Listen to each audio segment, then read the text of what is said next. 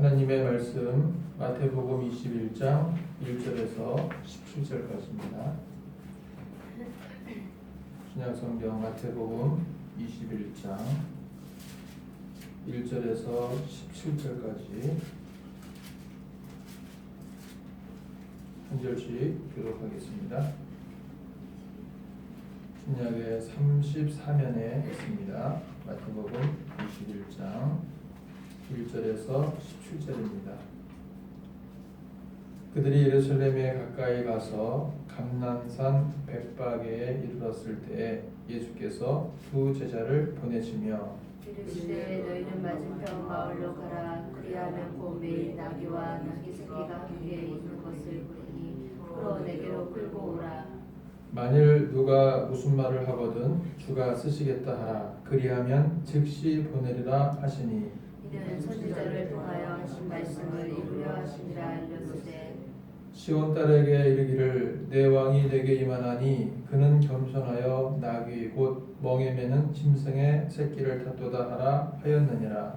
제자들이 가서 예수께서 명하신 대로 하여 나귀와 나귀 새끼를 끌고 와서 자기들의 겉옷을 그 위에 얹음에 예수께서 그 위에 타시니 우리의 대다수는 그들의 겉옷을 길게 펴고 다른 이들은 나뭇가지를 베어 길에 펴고 앞에서 가고 뒤에서 따르는 무리가 소리 높여 이르되 호산나 다윗의 자손이여 찬송하리로다. 주의 이름으로 오시는 이여 가장 높은 곳에서 호산나 하더라. 예수께서 예루살렘에 들어가시니 온 성이 소동하여 이르되 이는 누구냐 하시거늘 무리가 이르되 갈릴리 나사렛에서 나온 선지자 예수라 하니라.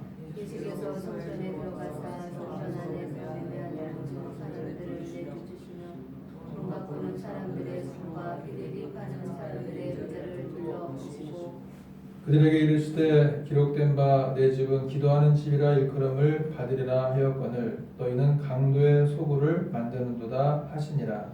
맹인과 저는 자들이 성전에서 예수께 나아오매 고쳐주시니 대제사장들과 서기관들이 예수께서 하시는 이상한 일과 또 성전에서 소리질러 호산나 다윗의 자손이야 하는 어린이들을 보고 노하여 예수께서 말하되 그들이 하는 말을 듣느냐. 예수께서 이르시되 그렇다. 어린아기와 젖먹이들의 입에서 나오는 찬미를 운전하게 하셨나이다 함을 너희가 읽어본 일이 없느냐 하시고 다 같이 읽겠습니다. 그들을 떠나 성 밖으로 베다니에 가서 거기서 유하시니라. 아멘. 아멘. 자, 오늘은 종려주일입니다. 오셨네요, 원사님. 네, 환영합니다. 다음 주는 부활주일이고요. 또 이번 한 주간은 우리가 전통적으로 지키는 고난주간으로 지킬 예정입니다. 그래서 이번 한 주간 동안에는 신약 성경에 나타난 예수님의 이 고난의 내용들을 같이 묵상하면서 한 주간을 보내길 원합니다. 자, 오늘 예수께서 예루살렘에 입성하셨다는 이 내용은 지금 우리나라를 비롯해서 전 세계에 있는 대부분의 교회들이 오늘 이 본문을 또는 이 본문과 관련된 본문들을 중심으로 말씀을 생각하게 될 것입니다. 예루살렘에 입성하신 예수님, 자, 예수께서 이제 공생애의 마지막 시간을 이제 보내게 되죠. 그래서 3년간의 공생애를 마감하는 이 마지막 주간 한 주간이 바로 예루살렘 입성으로부터 시작되는 것을 보게 됩니다. 예루살렘에 입성하신다고 하는 이 내용들을 우리가 이제 살펴보면서 가장 먼저 떠오르는 생각은 사도 바울이 그의 3차 전도 여행을 마치고 이제 마지막 예루살렘으로 입성할 때를 저는 사도행전을 보면서 생각나게 되었습니다. 사도행 20장 보시게 되면은 예수께서 예루살렘에 가기로 작정을 하게 되는데 그때 제자들과 많은 예언자들이 말리죠. 그곳에 가게 되면 분명히 두 손과 두 발을 결박당하게 될 것입니다. 가면 큰일 납니다. 가지 마세요라고 말리는 장면이 나오죠. 그때 사도 바울이 고백합니다. 내가 달려갈 길과 주 예수께 받은 사명 곧 하나님의 은혜의 복음을 전파하면은 나의 생명조차 조금 더 귀한 것으로 여기지 아니하노라라고 했습니다. 사도 바울은 바로 예수님의 예루살렘 입성부터 한 주간 동안의 고난과 그리고 십자가를 통한 그 부활의 사건을 다 인식하고 인지하고 그것을 아는 가운데 그러한 고백을 하게 되었던 것입니다. 내가 달려갈 길과 주 예수께 받은 사명, 곧 하나님의 은혜의 복음을 전파하면은 나의 생명도 조금도 귀한 것으로 여기지 아니한다라는 그러한 의연한 결의와 다짐이 있는 가운데 사도 바울은 예루살렘으로 입성하는 것을 볼 수가 있습니다. 그곳에 가서 결박당했고 그리고 안나스에게 또 가야바에게 또 그 당시에 로마의 총독이었던 사람들에게 신문을 받고 결국 로마까지 가서 나중에 감옥에 들어가다가 결국 그곳에서 서신서를 쓰고 그리고 그곳에서 결국 이제 순교를 당하게 되는 것을 볼 수가 있습니다. 예수님의 예루살렘 입성도 마찬가지죠. 이곳에서 이제 처음에는 사람들이 찬양하고 호산나 다윗의 자손이여 찬송하다가 예수께서 성전에서 매매하는 자들을 내쫓으시고 그리고 상을 뒤집어 엎으시고 또 비둘기 파는 자들의 상을 뒤집어 엎으신 다음에 이제 그곳에서 한 주간 보내시는 가운데 붙잡히시게 됩니다. 그리고 고문을 당하시게 되고 십자가를 지시게 되고 부활하시게 되는 것을 보게 됩니다. 이러한 한 주간 동안의 예수님의 이 한 주간의 생애가 사도 바울의 예루살렘 입성과 마지막 로마 감옥까지 갔었을 때의 그 과정과 매우 유사하다는 것을 우리는 생각을 해볼 수가 있습니다. 그래서 우리는 예루살렘으로 입성하는 것이 어떠한 의미가 있는가 하는 것을 생각해 볼 수가 있는데요. 예루살렘이 입성한다고 하는 것은 우리의 마음이 이제 마지막 우리의 생애를 순교자의 삶으로 불타오르는 그러한 생애로 첫 걸음을 뗀다라고 하는 의미가 있다는 것입니다. 사도 바울도 이제 마지막 순교의 대열에 들고자 가지 말라고 했던 그 예루살렘, 두 손과 두 발이 결박당할 것이기 때문에 가지 말라고 했던 그 예루살렘에 사도 바울이 갔었고 예수님도 분명히 그곳에 가게 되면 한 주간 동안에 이제 고난 주간을 보내시다가 결국 붙잡히게 되고 십자가를 지실 것임에도 분명한 그 사실을 알고 계심에도 불구하고 예수님은 예루살렘으로 입성하시는 것을 볼 수가 있습니다. 우리는 오늘 이 한 주간을 시작하면서 그리고 4월을 첫 주를 시작하면서 그리고 이제 고난 주간을 시작하면서 우리의 생애가 순교자적인 삶을 살아가기로 다짐하는 그런 한 주간이 되기를 소망합니다. 우리의 마음도 예루살렘으로 입성하겠다라고 하는 그러한 마음을 가지고 한 주간을 살기를 소망합니다. 주기철 목사님, 손영원 목사님, 이 한 세기 전에 살고 계셨던 수많은 위대한 순교자들, 주기철 목사님은 일제시대의 그 고문 때문에 돌아가시게 되었고요. 또 손영원 목사님은 북한 공산당에 의해서 사살되심으로써 순교의 제물이 되셨는데 우리는 이 반세기 전에 이 땅을 살다가 가셨던 이 손영원 목사님과 주기철 목사님과 같이 순교자적인 삶을 살고 실제로 순교하셨던 그러한 분들의 생각을 다시 한번 기억하면서 우리는 한 주간도 예루살렘에 입성하는 그러한 우리의 마음이 순교자적인 삶을 가지고 한 주간을 살아가게 되기를 예수님으로 간절히 소망합니다. 그래서 오늘 말씀 1절에도 보시게 되면은 그렇게 말씀하죠. 어떻게 말씀합니까? 마태복음 21장 오늘 1절에 뭐라고 말씀합니까? 자, 한번 읽어볼까요? 21장 1절 시작. 그들이 예루살렘에 가까이 가서 동난산 벳박에 이르렀을 때에 예수께서 두 제자를 보내시며 그들이 예루살렘에 가까이 가서라고 했죠. 이 드디어 예루살렘에 가까이 이르게 되었던 것입니다. 이제부터 한 주간이 시작되는 거예요. 이제부터 드디어 본격적인 고난 주간이 시작되는 겁니다. 예루살렘에 가까이 가는 순간부터 이제 고난이 우리 앞에 예비된 겁니다. 여러분 우리가 한 인생을 살아가면서 즐거울 때도 있지만 고난의 때도 있을 거예요. 그런데 그 고난의 때가 우리에게는 약이 될 때가 많고 고난의 때가 우리에게는 득이 될 때가 많다는 것을 기억하시기 바랍니다. 기꺼이 예루살렘에 가는 그러한 결단을 하시길 바랍니다. 마틴 루터가 종교개혁을 했을 때에도 사실은 그 당시에 얼마나 많은 이 부패가 있었습니까? 황제가 하나님보다 그 황제의 권위를 더 앞세웠고요. 성경 말씀보다도 황제의 면죄부 판매가 더욱더 우선시 되었고요. 그리고 면죄부 판매를 당연시하고 죄를 면해주는 것이 하나님의 보혈의 공로와 은혜로 되어지는 것인데 죄를 면해주는 것을 마치 돈을 주고 살 수 있는 그러한 면죄부 판매 용지에 사람들이 거기에 현혹이 되어져서 돈을 주고 죄를 용서함 받는 그러한 시대가 바로 1500년대, 1400년대 구교가 카톨릭이 타락했던 그러한 극치를 달하는 그때가 바로 마틴 루터가 종교 개혁을 일으켰던 그런 때인 것입니다. 그러니까 마틴 루터 같은 사람들, 존 칼빈 또 여러 이 찌빙글려 같은 종교 개혁자들은요 자신의 목숨을 순교의 제물로 내어 드리면서까지 종교 개혁 그러니까 하나님의 말씀으로 돌아가자, 성경으로 돌아가자, 하나님 말씀대로 살자 거기에 초점을 두고 자기의 어떤 육신이 감옥에 들어가든지 자기의 육신이 순교의 제물이 되어든지 거기에 전혀 개의치 않고 하나님 말씀 앞에 자기의 온 몸과 인생을 걸었던 것을 볼 수가 있습니다. 그래서 실제로 마틴 루터나 찌빙길리 같은 분들은 뭐 60, 70, 80까지 못 살았어요. 거의 50을 갓 넘길까 말까 할 정도. 존 칼빈도 마찬가지고 주기철 목사님, 손영원 목사님도 마찬가지고요. 거의 50을 전후로 해서 대부분 다 순교하는 것을 볼 수가 있습니다. 그러니까 우리는 우리 일생이 오래 산다고 해서 그것이 좋은 일생이 아니고 50을 살아도 정말 짧고 의미 있게 순교자적인 삶을 사는 것이 얼마나 중요한가라는 것을 우리는 생각해 볼 수가 있다는 것입니다.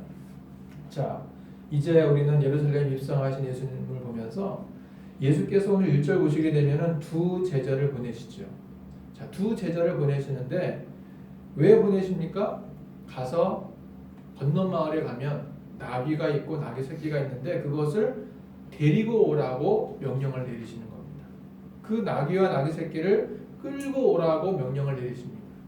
나귀와 나귀 새끼는 이제 예수님이 예루살렘 입성하실 때 거기에 예수님을 태워서 예수님이 입성하시는 과정에 쓰임받을 동물이 됩니다. 그래서 예수께서 두 제자를 보내시는데 우리는 여기서 무슨 마음을 또 무슨 생각을 할 수 있냐면 하나님께서 왜 우리를 이 땅에 보내셨는가? 하나님께서 왜 우리를 이 독림동 지역에 보내셨는가? 하나님께서 왜 우리를 이 지역사회에 보내셨는가 하는 것을 우리는 생각을 해볼 수가 있는 것입니다. 예수께서 누군가를 보내실 때에는 어떠한 의미가 있어요. 어떠한 뜻이 있습니다. 그래서 이사야를 보낼 때에도 내가 누구를 보내며 누가 나와 함께 갈까라고 했을 때 이사야 6장 보시게 되면은 나를 보내소서라고 고백을 하죠. 그때 하나님 말씀하십니다. 너는 이 백성들이 들어도 듣지 못하고 보아도 보지 못할 그 하나님 말씀을 선포하라라고 말씀하시면서 이사야를 파송하는 것을 볼 수가 있습니다. 예수님도 이제 마태복음 28장 마지막 절에서 제자들을 보내면서 너희는 가서 모든 민족으로 제자를 삼고 아버지와 아들과 성령의 이름으로 세례를 베풀고 내가 너에게 분부한 모든 것을 가르쳐 지키게 하라라고 말씀하십니다.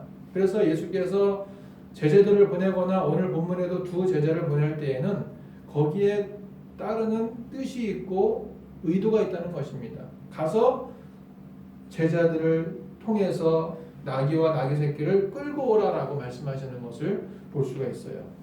우리가 이렇게 그 나귀나 나귀 새끼를 데리고 오라라고 표현하지 않고 끌고 오라라고 하는 표현은 뭐냐면 우리가 구약 성경 레위기를 보시게 되면은 소나 양이나 염소를 제물로 바칠 때 끌고 오라라고 말씀하셔요. 데리고 오라라고 말씀하지 않습니다. 왜냐하면 끌고 와야만 되는 입장인 거예요. 소나 양이나 염소나 비둘기나 이러한 양이나 염소들은 끌고 와야 대상이지 데리고 모셔올 대상이 아닌 거죠. 왜냐하면 이제 사람의 죄를 대신 짊어지고 대속의 죽음을 죽어야만 되는 동물이기 때문에 끌고 와야 되는데 오늘 본문에도 보시게 되면은 마태복음 21장에 보시게 되면 두 제자를 보내시며 나귀가 나귀 새끼가 함께 있는 것을 보리니 풀어 내게로 끌고 오라라고 2절에서 말씀합니다. 그러니까 동물들을 끌고 와서 예수님이 이제 그 동물 나귀 새끼 위에 타시고 이제 입성하시는 데 쓰임 받게 하려고 이제 동물을 끌고 오라라고 말씀하시는 것을 볼 수가 있습니다. 자, 중요한 것은 뭐냐면 하나님께서 또 예수님께서 오늘도 우리에게 우리를 이 땅에 보내주셨고 그리고 이 장소로 보내주셨고 그리고 함께 예배를 드리게 하셨고 그리고 우리에게는 뭔가 사명이 있다는 거죠. 뭔가 하나님의 기쁜 뜻이 있다는 거예요. 우리의 만남은 우연이 아니다라고 했잖아요. 우리가 이 땅에 와서 이곳에 와서 함께 예배를 드리고 함께 기도하고 하는 것은 하나님의 기쁜 뜻이 있어요. 나귀를 끌고 오라는 거예요. 나귀 새끼를 끌고 오라는 거죠. 그리고 무엇인가 하나님의 명령하신 그러한 어떠한 선교의 명령, 전도의 명령, 제자 삼으라고 하는 명령, 세례를 베풀라고 하는 명령, 그 명령이 분명히 있다라는 것입니다. 하나님의 명령하심과 하나님의 그 명령에 순종할 수 있는 우리 모두가 되기를 소망합니다. 그래서 2절 보시게 되면은 뭐라고 말씀해요? 이제 이르시되 너희는 맞은편 마을로 가라. 그리하면 곧 매인 나귀와 나귀 새끼가 함께 있는 것을 보리니 풀어 내게로 끌고 오라. 그리고 6절 보니까 제자들이 가서 예수께서 명하신 대로 하여라고 했습니다. 이제는 하나님의 명령과 우리의 순종만이 남아있는 것입니다. 예루살렘으로 가라라고 하는 하나님의 명령 앞에 우리는 순종해야 되는 것이고요. 우리를 나귀 새끼에게로 보내실 때에는 우리가 가야만 되는 것이고요. 끌고 오라고 했을 때는 끌고 와야만 되는 것입니다. 이제는 하나님의 명령과 우리의 순종만이 남아있는 것입니다.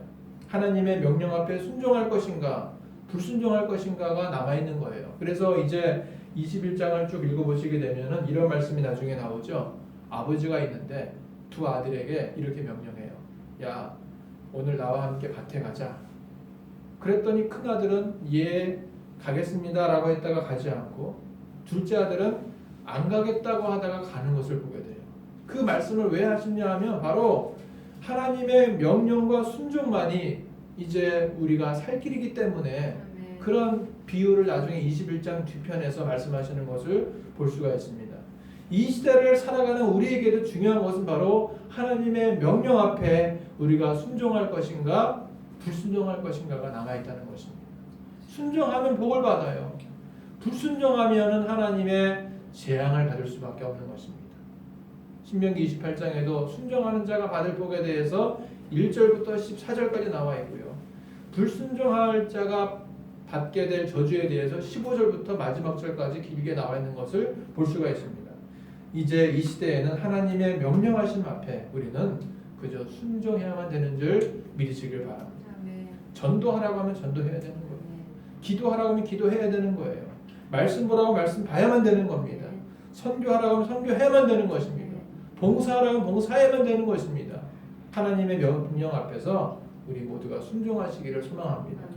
그리고 예수님은 드디어 이제 2절 보시게 되면은 나귀와 나귀 새끼를 이제 타시는 것을 볼 수가 있습니다.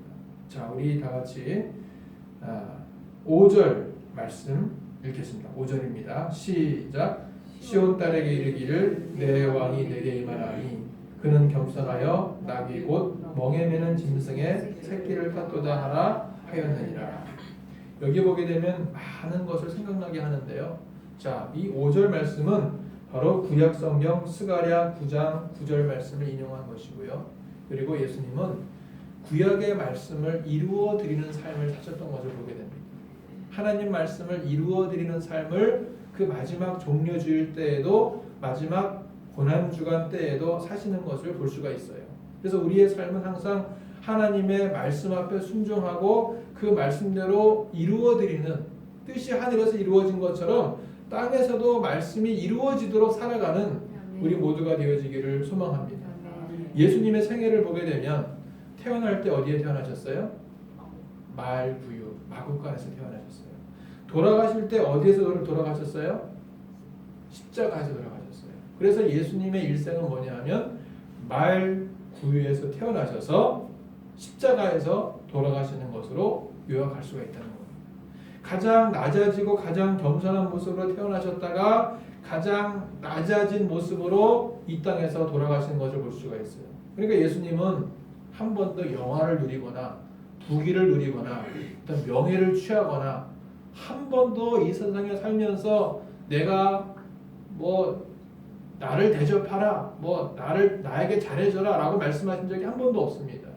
철저하게 낮아진 곳에서 태어나셨다가 철저하게 제일 비참한 낮아진 가운데 돌아가신 것을 볼 수가 있습니다. 우리의 삶도 바로 이러한 삶이 되어야만 될 줄 믿으시기 바랍니다. 우리가 이 땅에 와서 하나님께서 너무나 잘해주셔서 잘 먹고 잘 지내고 또 잘 누리는 것은 감사한데 이것이 우리의 전부가 되어서는 안 된다는 것입니다. 우리는 이 땅에 살아가는 동안에 낮은 가운데 오셔서 가장 낮은 가운데 가신 예수님의 그러한 생애를 본받아서 우리의 생애가 항상 낮아지는 모습으로 살아가고 겸손한 모습으로 살아가고 하나님 말씀을 이루어드리는 삶을 가지고 살아갈 수 있는 우리 모두가 되시기를 소망합니다. 그래서 우리는 하나님 앞에 말씀대로 이루어드리면서 말씀이 전부가 되어지고 말씀 앞에서만 순종하고 그래서 말씀 앞에서는 우리는 칼도 두려워하지 않고 말씀 앞에서는 총도 두려워하지 않는 우리 모두가 되어지기를 소망합니다. 손영호 목사님 두 아들 동신군 동인군이 그 안재선이라고 하는 이 갑자기 같은 친구였는데 공산당이 되었던 그 안재선에게 총살 당할 때에도 뭐라 그랬어요? 그 친구들 앞에서 야 너희들 예수 믿고 구원받아야 된다. 그리고 왜 내 형을 죽이려고 하느냐? 내 형은 장남으로서 아버지 어머니를 모셔야 되는데 차라리 나를 죽여라 하면서 이 동생이 먼저 자기를 죽이라고 두 팔을 벌리면서 그렇게 얘기를 했어요. 그러니까 총을 두려워하지 않았던 거죠. 자기 앞에 있는 총 두려워하지 않고 예수 믿는 것을 우선시했고 예수 믿으라고 선포했던 것을 볼 수가 있습니다. 우리의 생애 가운데 중요한 것이 뭐냐 하면 우리는 항상 순교자적인 삶을 가지고 살아가고 우리는 항상 총을 두려워하지 않고 하나님 말씀을 두려워하며 말씀 앞에 순종하며 말씀이 가라고 하는 곳으로 가고 말씀이 서라고 하는 곳에 서고 말씀이 하라고 하는 일을 행하고 그래서 말씀 앞에 우리의 전부를 바치고 말씀 앞에 우리의 전부를 걸 수 있는 우리 모두가 되어지기를 소망합니다. 예수님은 철저하게 구약의 말씀을 이루어드리는 삶을 사시면서 한 생애를 하셨었어요. 이제 우리의 삶도 하나님 말씀을 이루어드리면서 우리의 생애를 살아가시기를 간절히 소망합니다. 자, 이제 예수께서 이렇게 나귀를 타고 입성하시는데 사람들이 막 찬양을 부르죠. 자기의 그 겉옷을 가지고 나귀 위에 안장 위에다 올려놓기도 하고 어떤 사람은 자기의 겉옷을 길에다 펴놓기도 하고 어떤 사람은 종려나무 가지를 길에다 펴놓기도 하고 다윗의 자손 예수여 호산나 다윗의 자손을 찬송하리로다 하면서 사람들이 예수님을 막 찬양합니다. 자, 이것을 보면서 어떤 일이 생깁니까? 도대체 저 사람이 누구냐라고 말을 하지요. 그렇게 말을 하니까 이분은 갈릴리 나사렛에서 나온 선지자다라고 11절에서 말씀하는 것을 볼 수가 있어요. 지금 소동이 났다 그랬어요. 난리가 난 거예요. 시끄러워진 겁니다. 왜냐하면 아니 저 사람이 누군데 나귀를 타고 입성하나 그리고 왜 사람들이 막 찬송을 부르나 하면서 사람들이 드디어 소동하게 되었어요. 이 소동의 모습은 바로 마태복음 2장에서 예수께서 태어나실 때에도 헤롯을 비롯한 그 왕궁에서 소동이 일어났었습니다. 동방박사 세 사람이 이렇게 얘기했죠. 자, 이 땅에 태어나신 왕으로 나신 예수께서 어디 계시냐? 그렇게 물어보니까 헤롯이 깜짝 놀라서 아니 나 말고 또 왕이 누가 있느냐라고 말하면서 그때부터 헤롯이 2살 이하의 어린아이들을 다 죽이라고 명령하죠. 그때에도 소동이 일어났었는데 이제 예수께서 마지막 십자가를 지시기 한 주간 전에 예루살렘 입성하실 때에도 큰 소동이 났던 거예요. 도대체 저 사람이 누구냐라고 소동하게 되었던 것입니다. 그러니까 예수님은 겸손하게 오셨지만 사실은 이 땅에 태어나실 때에도 만왕의 왕으로 오셨고 이 땅에서 이제 마지막 공생애를 마무리하는 때에도 만왕의 왕으로서 찬양을 받으시면서 마무리하시는 것을 볼 수가 있어요. 그러니까 예수님은 스스로를 높이려고 높이신 것이 아니라 하나님이 이 땅에 보내실 때에도 만왕의 왕으로 보내셨어요. 만주의 주로 보내셨어요. 그리고 이 땅의 마지막 생애를 보내실 때에도 이제 겸손하게 나귀 새끼를 타고 이 나귀 새끼가 얼마나 힘이 없겠어요. 이제 막 태어난 새끼가 어른 30대의 이 젊은 어른을 태웠는데 얼마나 힘이 없겠어요. 그런데 그 나귀 새끼를 타고 입성하신 예수님의 모습은 가히 왕으로 오신 예수님을 우리는 충분히 짐작하고도 나올 수가 있다는 것입니다. 겸손하게 오셨지만, 겸손하게 나귀 새끼를 타셨지만, 그러나 예수님은 찬양을 받으시기에 합당하신 만왕의 왕이요 만주의 주가 분명했다라는 것입니다. 예수님은 그래서 겸손하게 오시고 겸손하게 가셨지만 하나님이 보시기에는 만왕의 왕으로 오셨다가 만왕의 왕으로 찬양을 받으시기에 합당하신 분이다라는 것을 우리는 알 수가 있다는 것입니다. 고작 예수님이 선지자 정도가 아닌 거예요. 11절 보게 되면 그 사람 글쎄 나사렛에서 나온 선지자 같은데 라고 말을 하는데요. 여러분, 예수님이 선지자 정도로 그칠 분이 아닌 거예요. 예레미야나 에스겔이나 다니엘과 같은 또 세례 요한과 같은 선지자 정도가 아닌 것입니다. 그래서 수가성 여인도 처음에 예수님을 웬 낯선 유대인 남자라고 생각했다가 대화하다가 이분 선지자네? 라고 했다가 또 대화하다가 나중에는 이분이 메시아구나 라고 알게 되었잖아요. 여러분, 우리는 예수님을 그저 선지자 대열에 두면 안 되는 것입니다. 예수님은 만왕의 왕으로 오셨고 그리고 겸손하게 오셨어요. 만왕의 왕이지만 겸손하게 오신 것입니다. 우리가 이 땅에 살아가는 동안에 너는 왕 같은 제사장이라 그랬잖아요.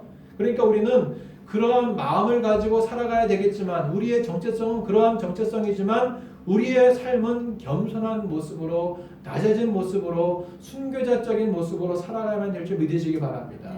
우리의 신분은 왕의 신분이지만 왕의 아들의 왕의 딸의 신분이지만 우리의 삶은 참으로 겸손한 마음을 가지고 살아갈 수 있는 우리 모두가 되어지기를 소망합니다. 자, 이제 예루살렘에 입성하신 다음에 예수께서 제일 먼저 한 것이 뭐냐면 성전에 들어가셔서 성전을 청결하게 하신 것입니다. 그래서 오늘 12절부터 보시게 되면은 어떻게 하셨습니까? 비둘기 파는 자들의 상을 뒤집어 엎으시고 매매하는 자들의 상을 뒤집어 엎으시고 그리고 돈 바꾸는 자들의 상을 뒤집어 엎으시고 그래서 예수께서 하셨던 말씀이 무엇입니까? 너희들은 왜 하나님의 성전을 강도의 소굴로 만드느냐라고 말씀하셨습니다. 자, 우리 21장 13절 21장 12절과 13절 읽어보겠습니다. 시작. 예수께서 성전에 들어가사 성전 안에서 매매하는 모든 사람들을 내쫓으시며 돈 바꾸는 사람들의 상과 비둘기 파는 사람들의 의자를 둘러엎으시고 그들에게 이르시되 기록된 바 내 집은 기도하는 집이라 일컬음을 받으리라 하였거늘 너희는 강도의 소굴을 만드는도다 하시니라. 예수께서 성전 자체이십니다. 그 예수님이 성전에 들어가 보니까 만왕의 왕으로 성전에 들어가시면서 가장 겸손한 모습으로 들어가셨는데 성전에 딱 들어가 보니까 사람들이 가관입니다. 매매하고 있어요. 장사하고 있어요. 물론 그 당시에 멀리서 오신 사람들이 이제 제사를 드리려면은 어쩔 수 없이 가까이 와서 소를 살 수도 있고 가까이 와서 양을 살 수가 있습니다. 그런데 성전 안에서 돈 바꾸고 성전 안에서 비둘기 팔고 성전 안에서 매매하는 것은 예수님 보시기에 아닌 것입니다. 그래서 예수께서 다 뒤집어 엎으시면서 우리가 보았던 예수님, 인자하시고 사랑 많으시고 그리고 은혜가 많으신 예수님의 모습은 온데간데 없고요. 완전 너무 화가 나셔갖고 막 모든 걸 다 뒤집어 엎으신 거예요. 그리고 막 채찍으로 막 내쫓으신 거예요. 야, 예수님에게 이런 면들이 있었구나 라는 것을 처음으로 알게 될 정도로 예수님의 분노가 대단했던 것입니다. 왜냐하면 성전의 본래 역할이 무엇입니까? 성전은 기도하는 집이에요. 성전은 예배하는 곳입니다. 성전은 말씀 보는 곳이에요. 성전은 봉사하는 곳이요, 전도하는 곳이요, 선교하는 곳이요. 성전의 본래 역할이 있다는 거예요. 그런데 이 성전에서 매매하고 장사하고 돈 바꾸고 비둘기 팔고 이러한 것은 도저히 볼 수가 없었다라는 것입니다. 우리는 지금이라도 성전의 본래 역할을 회복하시기를 바랍니다. 성전이 장사하는 곳이 되지 말고 성전이 이제 하나님 앞에 온전히 기도하는 곳, 예배하는 곳, 말씀 보는 곳, 서로 위로하고 치유받고 서로 상처를 싸매어 주면서 위로하는, 그래서 우리가 한 주간 동안 힘들고 고통받았다가 이제 교회 나와서 기도하고 예배하면서 찬양하면서 위로받고 힘을 얻고 도전받고 한 주간 살기 위해서 준비할 수 있는 그러한 성전이 되어지기를 소망합니다. 할렐루야. 이제 말씀을 맺겠습니다. 우리는 이제 이 한 주간의 고난 주간을 보내고 또 오늘 종려주일을 맞이하면서 우리의 삶은 항상 순교자적인 삶을 살아가시고요. 우리의 삶은 항상 겸손한 마음으로 살아가시고 이미 우리의 영적인 신분은 왕의 신분인 것입니다. 우리의 신분은 왕 같은 제사장의 신분이에요. 그러나 우리의 마음은 항상 낮아지고 또 낮아지고 겸손하고 더 겸손해서 성전에 와서 기도하고 성전에 와서 찬송하면서 늘 성전의 본연의 모습을 회복하시면서 우리의 몸과 우리의 마음이 하나님의 성전인 것과 하나님의 성령이 너희 안에 거하시는 것을 알지 못하느냐라는 말씀처럼 우리의 마음과 우리의 이 몸도 항상 거룩한 성전의 모습으로 회복하는 가운데 하나님과 연합하고 하나님과 함께하고 하나님과 동행하면서 한 주간도 하나님과 늘 동행할 수 있는 귀한 한 주간 되어지기를 예수 이름으로 간절히 축복합니다. 기도하겠습니다. 하나님 아버지, 오늘 예루살렘 입성을 보면서 우리의 마음속에 순교자적인 삶을 살아가기를 다짐하고 또 겸손하게 살아가고 왕의 신분을 가진 우리의 모습이, 왕의 아들과 왕의 딸의 신분을 가진 우리의 모습이 항상 더욱더 겸손하고 낮아진 모습으로 살게 하셔서 우리가 성전된 우리의 몸을 항상 거룩하게 하시고 예배하게 하시고 기도하게 하시며 말씀 보게 하시고 하나님이 기뻐하실 만한 모습으로 살아갈 수 있는 한 주간이 될 수 있도록 주님과 동행하는, 주님의 고난에 동참하는 한 주간 될 수 있도록 인도하여 주시옵소서. 예수님의 이름으로 기도하옵나이다. 아멘. 이 시간에 우리 나 주님의 기쁨 되기 원하는 찬양을 부르겠습니다. 나 주님의 기쁨 되기 원하네. 내 마음을 새롭게 하소서. 새 부대가 되게 하여 주사. 주님의 빛 비추게 하소서. 내가 원하는 한 가지 주님의 기쁨이 되는 것. 내가 원하는 한 가지 주님의 기쁨이 되는 것. 겸손히 내 마음 드립니다. 겸손히 내 마음